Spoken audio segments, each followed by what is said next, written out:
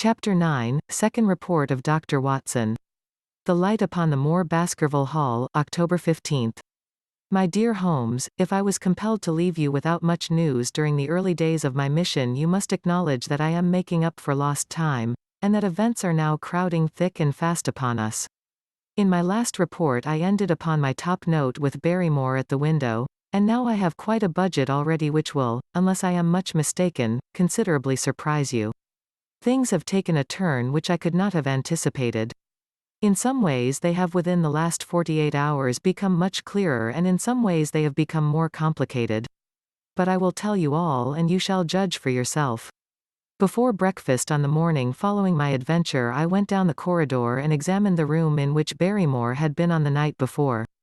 The western window through which he had stared so intently has, I noticed, one peculiarity above all other windows in the house: it commands the nearest outlook on the moor.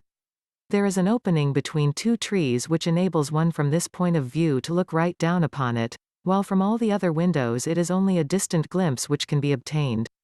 It follows, therefore, that Barrymore, since only this window would serve the purpose, must have been looking out for something or somebody upon the moor. The night was very dark, so that I can hardly imagine how he could have hoped to see anyone.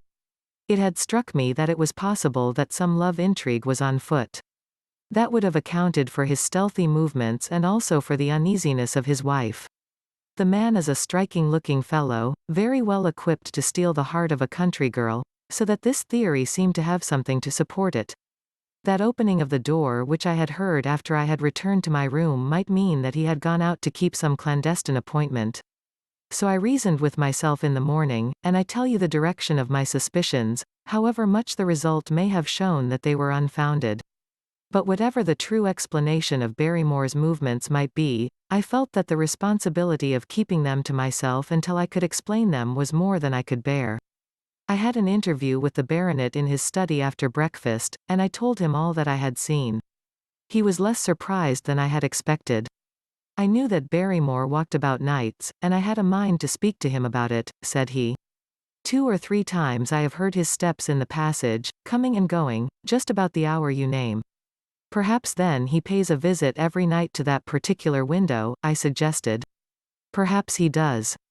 If so, we should be able to shadow him, and see what it is that he is after. I wonder what your friend Holmes would do, if he were here. I believe that he would do exactly what you now suggest, said I. He would follow Barrymore and see what he did. Then we shall do it together. But surely he would hear us. The man is rather deaf, and in any case we must take our chance of that. We'll sit up in my room tonight and wait until he passes. Sir Henry rubbed his hands with pleasure, and it was evident that he hailed the adventure as a relief to his somewhat quiet life upon the moor. The baronet has been in communication with the architect who prepared the plans for Sir Charles, and with a contractor from London, so that we may expect great changes to begin here soon. There have been decorators and furnishers up from Plymouth, and it is evident that our friend has large ideas, and means to spare no pains or expense to restore the grandeur of his family.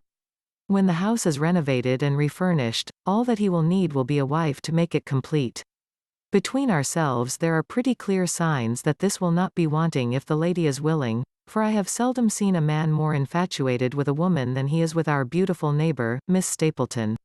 And yet the course of true love does not run quite as smoothly as one would under the circumstances expect. Today, for example, its surface was broken by a very unexpected ripple, which has caused our friend considerable perplexity and annoyance. After the conversation which I have quoted about Barrymore, Sir Henry put on his hat and prepared to go out. As a matter of course I did the same. "What, are you coming, Watson?" he asked, looking at me in a curious way. "That depends on whether you are going on the moor," said I. "Yes, I am." "Well, you know what my instructions are. I am sorry to intrude, but you heard how earnestly Holmes insisted that I should not leave you, and especially that you should not go alone upon the moor." Sir Henry put his hand upon my shoulder with a pleasant smile. "My dear fellow," said he, "Holmes, with all his wisdom, did not foresee some things which have happened since I have been on the moor. You understand me? I am sure that you are the last man in the world who would wish to be a spoil sport. I must go out alone. It put me in a most awkward position. I was at a loss what to say or what to do, and before I had made up my mind he picked up his cane and was gone. But when I came to think the matter over, my conscience reproached me bitterly for having on any pretext allowed him to go out of my sight. I imagined what my feelings would be if I had to return to you and to confess that some misfortune had occurred through my disregard for your instructions. I assure you my cheeks flushed at the very thought.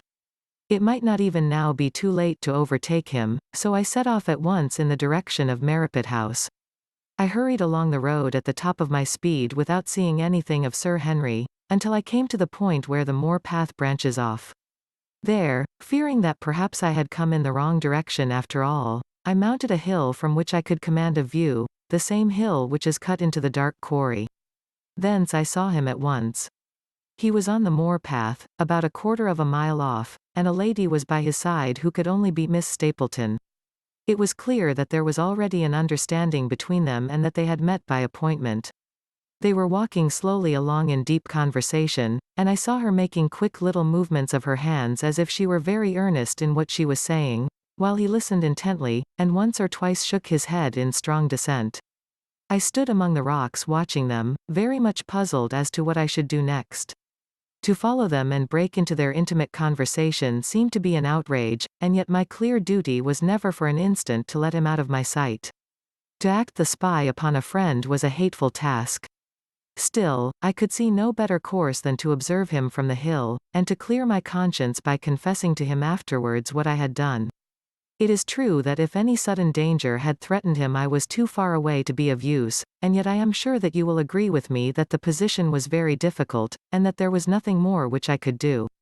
Our friend, Sir Henry, and the lady had halted on the path and were standing deeply absorbed in their conversation, when I was suddenly aware that I was not the only witness of their interview.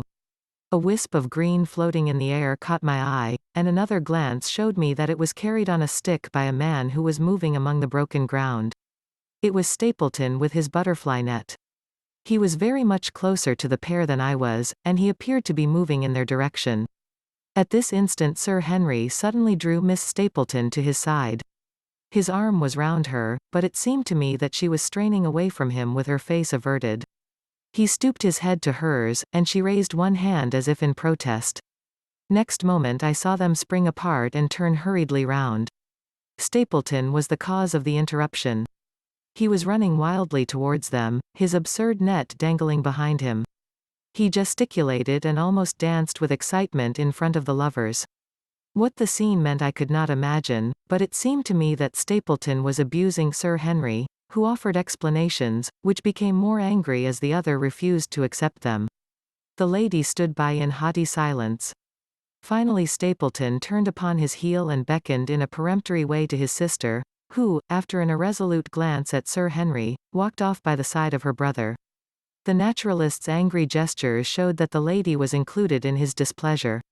The baronet stood for a minute looking after them, and then he walked slowly back the way that he had come, his head hanging, the very picture of dejection.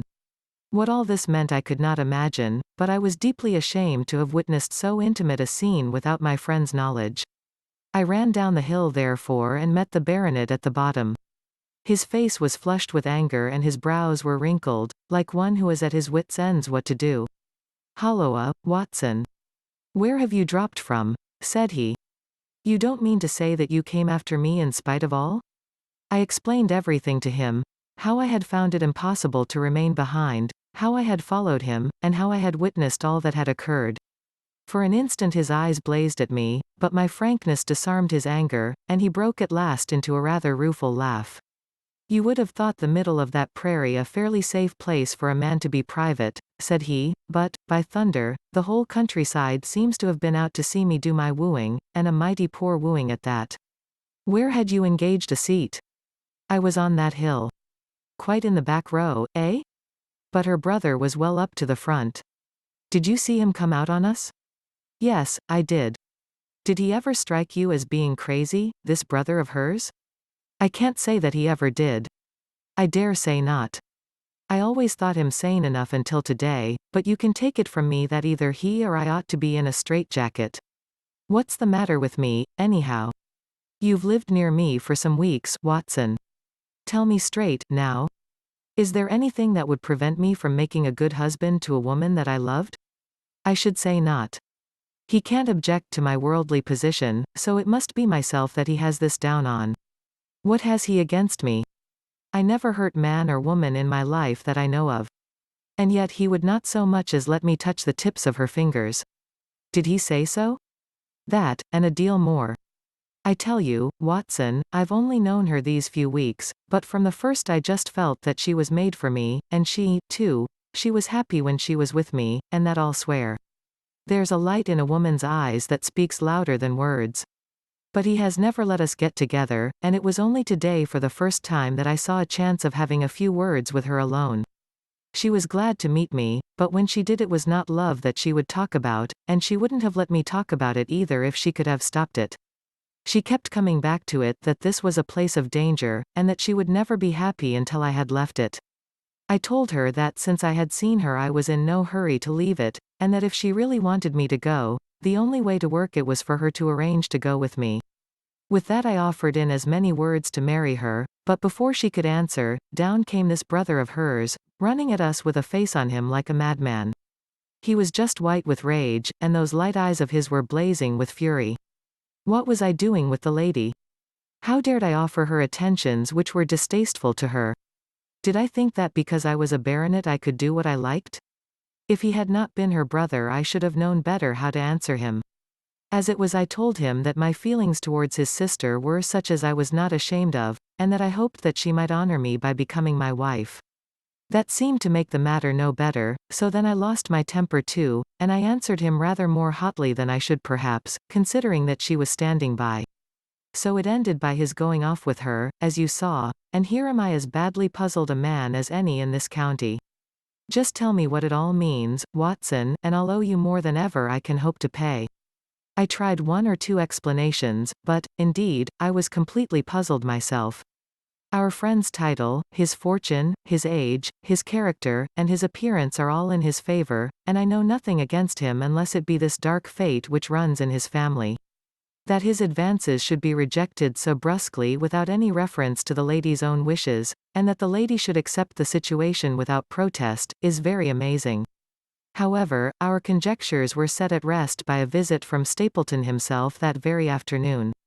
He had come to offer apologies for his rudeness of the morning, and after a long private interview with Sir Henry in his study, the upshot of their conversation was that the breach is quite healed, and that we are to dine at Merripit House next Friday as a sign of it. I don't say now that he isn't a crazy man, said Sir Henry.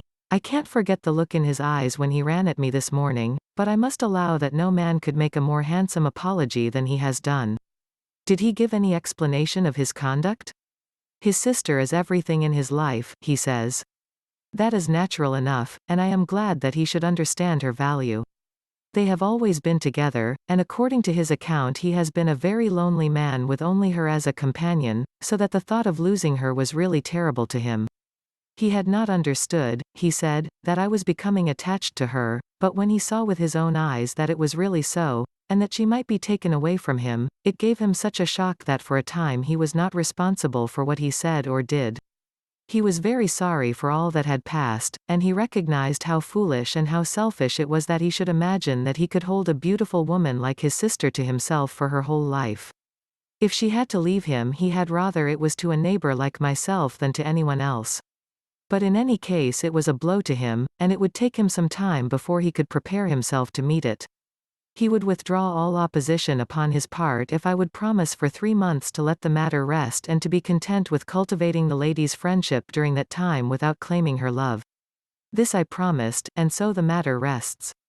So there is one of our small mysteries cleared up. It is something to have touched bottom anywhere in this bog in which we are floundering. We know now why Stapleton looked with disfavor upon his sister's suitor, even when that suitor was so eligible a one as Sir Henry.